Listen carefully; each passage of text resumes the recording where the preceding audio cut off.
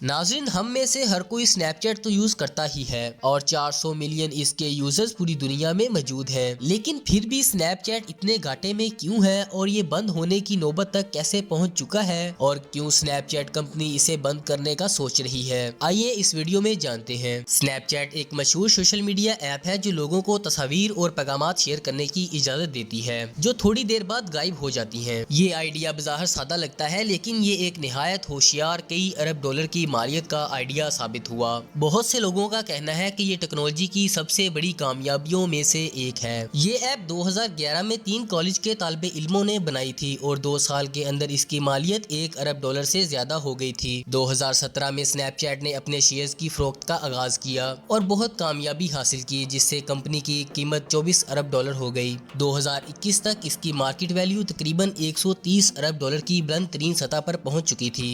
लेकिन स्नैपचैट का सफर मुकम्मल तौर पर आसान नहीं रहा। इसे कई चैलेंजेस का सामना रहा है, लेकिन इस अरसे में इसे सिफर से बढ़ाकर 130 अरब डॉलर तक पहुंचाना फिर भी मुतासर कुन है। लेकिन अगले 2 साल इतने कामयाब नहीं रहे और स्नैपचैट ने अपनी ज्यादातर कीमत खो दी। 2022 में दोबारा मनसूबाबंदी के तहत कंपनी ने ऐलान किया कि वो 1200 से ज्यादा मुलाजमीन को फारिग कर देगी, जो इसके कुल मुलाजमीन का तकरीबन 20% हिस्सा बनते हैं। कुछ आला ओहदे के अफसरान ने भी स्नैपचैट छोड़ दी और 2023 के शुरू में भी तब्दीलियां जारी रही। पहली बार जब स्नैपचैट ने अपनी फरोख्त में कमी की इतला दी तो इसका मतलब ये नहीं कि स्नैपचैट गैर अहम हो रहा था या खत्म हो रहा था। दर हकीकत तकरीबन 400 मिलियन लोग रोजाना इस ऐप को इस्तेमाल कर रहे हैं, जो कि पहले से भी ज्यादा है। इस ऐप ने शुरू से ही काफी तरक्की की है, लेकिन हम इस वीडियो में स्नैपचैट के अरूज और मुमकिन ज़वाल का जायजा लेंगे। इसकी कामयाबी की वजूहात में से किसी एक को समझने के लिए हमें इसके बानियों से आगाज करना होगा,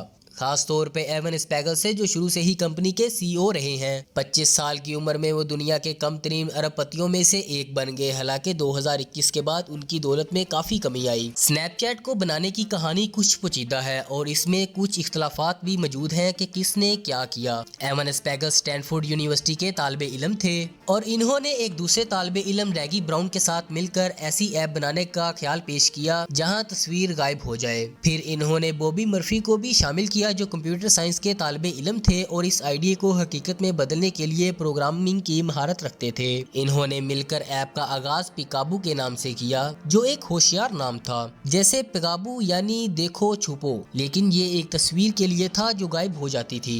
रैगी ब्राउन का दावा है कि नाम और पूरा आइडिया इन्हीं का था। कहानी के मुख्तलिफ वर्जन हैं, लेकिन ऐसा लगता है कि रैगी का बाकी दोनों से इख्तलाफात हो गया था। आखिरकार इन्हें कारोबार से निकाल दिया गया और चंद माह बाद इन्होंने ऐप को एक नए नाम के साथ दोबारा लॉन्च किया। स्नैपचैट की कामयाबी की एक बड़ी वजह तस्वीर और पैगामात और वीडियोस के गायब हो जाने की खसूसियात हैं। अगरचे स्नैपचैट ने और भी कई तरीकों से तरक्की की है, लेकिन ये खसूसियात अब भी अहम हैसियत रखती हैं। आमतौर पर जब आप सोशल मीडिया पर कुछ भी पोस्ट करते हैं तो आप चाहते हैं कि ये बेहतरीन हो, क्योंकि ये वहाँ लंबे अरसे तक रहेगी और बहुत से लोग इसे देख सकते हैं और इसे अच्छा दिखाने का दबाव होता है। स्नैपचैट पर चूंकि आपकी पोस्ट जल्द ही गायब हो जाती है तो आपको ज्यादा संजीदा होने की जरूरत नहीं होती। आप मज़ाहिया भी हो सकते हैं, जिससे बातचीत ज्यादा हकीकी महसूस होती है, जैसा कि आप हकीकी जिंदगी में किसी से बात कर रहे हों। लेकिन यही वो बात है जिसकी वजह से ये मकबूल है, खास तौर पर नौजवान जो प्राइवेसी को बहुत अहमियत देते हैं और चीजें शेयर करना पसंद करते हैं। स्नैपचैट की कामयाबी की एक और वजह इसकी इनोवेशंस हैं। कंपनी तहकीक और तरक्की पर बहुत पैसा खर्च करती रही और जो लोग स्नैपचैट को कुछ अरसे से इस्तेमाल कर रहे हैं उन्होंने देखा है कि ये कितनी बदल चुकी है। मिसाल के तौर पर इन्होंने लेंस, फिल्टर और स्टोरीज मुतारिफ करवाई जो 24 घंटों बाद खुद ब खुद हट जाती हैं और इन खसूसियात को मकबूल बनाया। स्नैपचैट अक्सर दूसरी कंपनियों से आगे रही है और इन्होंने ऐप के बाहर भी कुछ नई चीजें आजमाई है, जैसे खास किस्म के चश्मे और सेल्फी ड्रोन। अगरचे कारोबार की सुस्त रवि पर इन्होंने ड्रोन पर काम रोक दिया। स्नैपचैट की कामयाबी की वजह यह है कि इसका इस्तेमाल आसान है, खास तौर पर कैमरा, जिस पर इन्होंने हमेशा तवज्जो दी है। स्नैपचैट की कामयाबी की एक और वजह यह है कि इन्होंने पैसे कमाने में जल्दी नहीं की। खास तौर पर इब्तिदा में इन्होंने पहले अपने सार्फिन की तादाद बढ़ाने पर तवज्जो दी और एतमाद किया कि वो बिल आखिर पैसा कमाने का रास्ता निकाल लेंगे और ऐसी ऐप बनाना चाहते थे जिसे लोग डाउनलोड करें और ज्यादा से ज्यादा इस्तेमाल करें। हर सार्फ इसे रोजाना तकरीबन 20 बार चेक करता है। दिलचस्प बात यह है कि स्नैपचैट एक मल्टी बिलियन डॉलर कंपनी बन गई थी जिसे रोजाना तकरीबन 70 मिलियन लोग इस्तेमाल استعمال کرتے تھے اس سے پہلے کہ انہوں نے پیسہ کمانا شروع کیا۔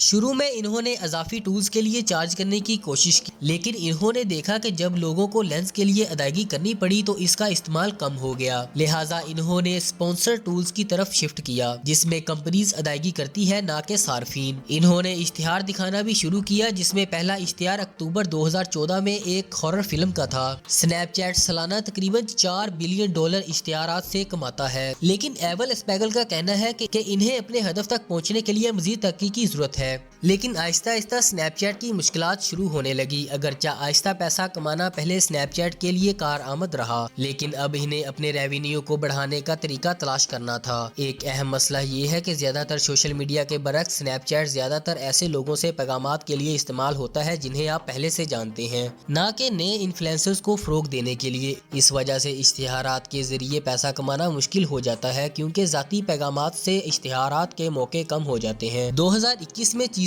اور مشکل ہوگی جب ایپل نے پرائیویسی پالیسی میں تبدیلی کی۔ اس کی وجہ سے خصوصی صارفین کو ٹارگٹ کرنا بھی مشکل ہو گیا، جس سے اشتہارات کی تاثیر میں کمی آئی۔ اس کے علاوہ موجودہ معاشی صورتحال نے سنیپ چیٹ کے لیے مزید مشکلات پیدا کر دی ہیں، کیونکہ وہ زیادہ پیسہ کمانے کے لیے کام جاری رکھے ہوئے ہیں۔ مہنگائی جیسے عوامل کی وجہ سے بہت سی کمپنیوں نے اپنے اشتہاری اخراجات میں کمی کی ہے، جس سے خاص طور پر سنیپ چیٹ کو نقصان ہوا ہے، کیونکہ یہ ایک چھوٹا پلیٹ فارم ہے۔ جب کمپنیوں کے پاس خرچ کرنے کے لیے کم ہوتا ہے تو وہ اپنا بجٹ زیادہ مشہور اور بڑے پلیٹ فارم جیسے یوٹیوب، ٹک ٹاک یا انسٹاگرام پر خرچ کرنے کو ترجیح دیتی ہیں۔ انسٹاگرام ہمیشہ سے ہی سنیپ چیٹ کا سب سے بڑا حریف رہا ہے۔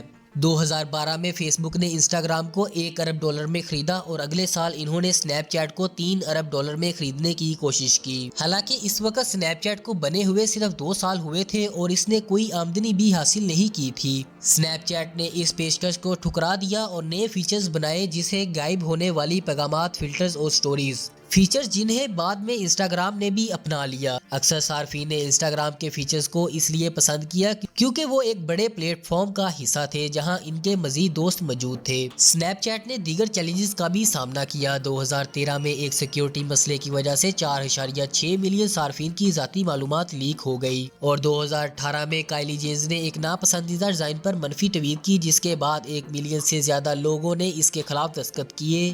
اسی دوران ریحانہ نے بھی ایک نامناسب اشتہار کے بارے میں سنیپ چیٹ پر تنقید کی۔ یہ واقعات معمولی لگتے ہیں، لیکن چونکہ یہ با اثر شخصیات ہیں اس لیے ان کا بڑا اثر پڑا۔ اصل مسئلہ یہ ہے کہ سنیپ چیٹ کو پیسے کمانے میں مشکلات کا سامنا ہے۔ کمپنی نے اپنے آغاز سے ہی ہر سال نقصانات پوسٹ کیے ہیں اور ہر سال لاکھوں ڈالرز کا نقصان اٹھاتی ہے۔ انہوں نے آمدنی بڑھانے کے لیے نئے طریقہ کار آزمائے، جیسے انفلوئنسرز کے لیے ریونیو شیئرنگ پروگرام اور سنیپ چیٹ پلس نامی سبسکرپشن سروس، جس نے کچھ ہی مہینوں میں 5 ملین سے زیادہ صارفین حاصل کیے، لیکن $4 فی صارفین کے حساب سے یہ سبسکرپشن ان کے کاروبار کا بہت چھوٹا حصہ تھا۔ سنیپ چیٹ کو کئی بڑے مسائل حل کرنے کی ضرورت ہے۔ امید ہے کہ ایسا جلد ہوگا، ورنہ سرمایہ کاروں کا اعتماد کھونے اور صارفین کے دوسرے پلیٹ فارمز پر منتقل ہونے کا خطرہ ہے۔